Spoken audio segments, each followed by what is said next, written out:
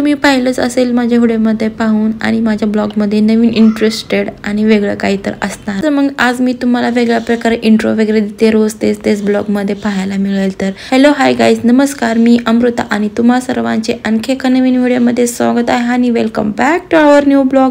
तुम्ही सगळे कसे आहात? आय होप तुम्ही सगळे ठीकच असणार. तर गाईज तुम्हाला सांगते, इथं आमच्या उन्हाळ्याचं वगैरे सामान बनवत होते आणि तुम्हाला तर माहितीच उन्हाळ्याचं सामान वगैरे काय असते. आणि तिथं आमचे गुगी ना मध्ये करत होते आणि सगळ्या बायका आमच्या उन्हाळ्याचं सामान वगैरे करत होत्या, कुरवड्या पापड्या. आणि तिथं गुगीला आमच्या करायचं होतं, जे काय बायका वगैरे करत होते ना तिला ते करायचं होतं. माझ्या मम्मी करत होती ना, तिला ते गुगीला करायचं होतं. आणि तुम्हाला माहिती आहे ना, लहान मुलं किती एक्सायटेड असतात, हे काय बघितलं गेलं की त्यांना करू वाटतं.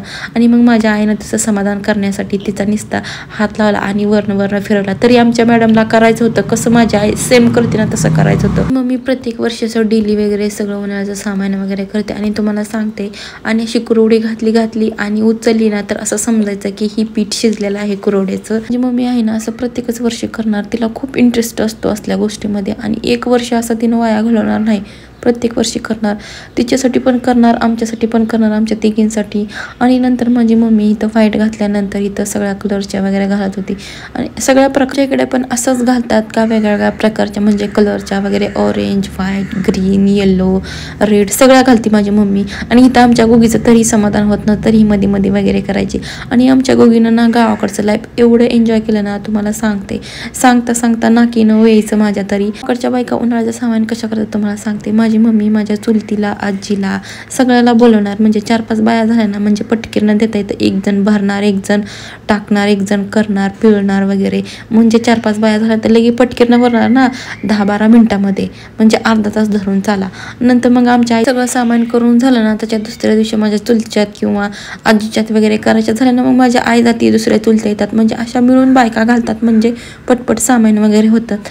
म्हणजे तुम्हाला माहितीच आहे कुरवड्या वगैरे करताना त्याला किती मेहनत लागते, किती गरगटायला वगैरे लागतं. असं समजून चाला की हेल्प होते एक दुसऱ्यांची आणि पटपट कामं होतात. तर गावाकडच्या बाया आमच्या असंच करतात. तर घरी मांजर होतं बरं का, तसं आईच्या घरी मोठं मांजर आहे, पण हे बारकं मांजर ना आम्ही ज्या दिवशी मुंबईवरून आलो ना त्या दिवशी कुठून नुकतंच आलेलं होतं. ॲक्च्युली ते 1.5 महिन्याचं तर असेल बरं का. आणि गुगीनं त्या मांजराचं ना एवढं हालत बेकार करून टाकलं होतं ना.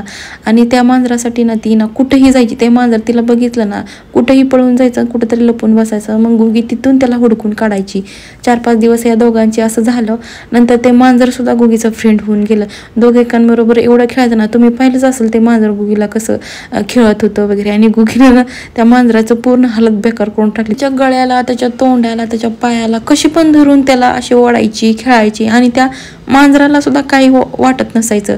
आणि त्या मांजराला त्याच्यापाशी झोपवायची. आणि ते मांजर पण तिच्यापाशी येऊन, तिनं आणलं ना तिच्यापाशी येऊन झोपायचं. म्हणजे ते दोघं एवढं फ्रेंड झालं होतं ना.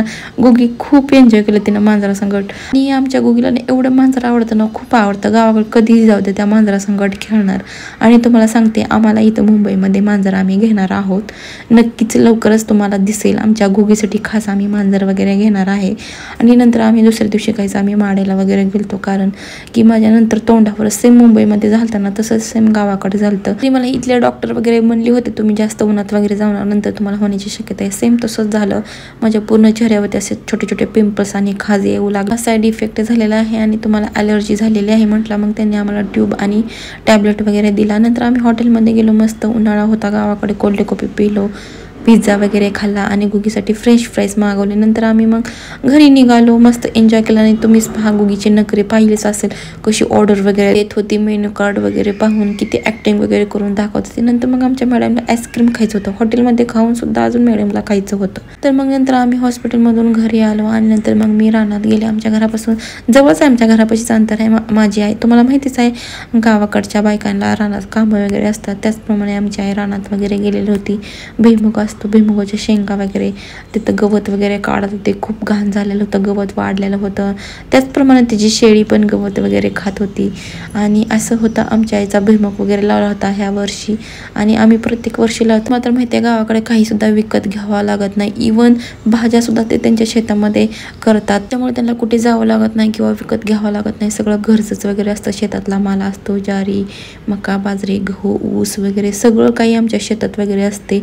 आणि फक्त फक्त इव्हन त्यांना किराणाच वगैरे बाहेर आणायचं ते पण कमी आहे. घरी सगळ्या प्रकारच्या डाळी असतात गाईज. आमच्या तुरी करतात, हरभरा करतात, मटकी करतात, हुलगं करतात, काही करतात. त्याच्यामुळे त्यांना एवढा खर्च वगैरे काही येत नाही. सगळं रानातला माल वगैरे असतो.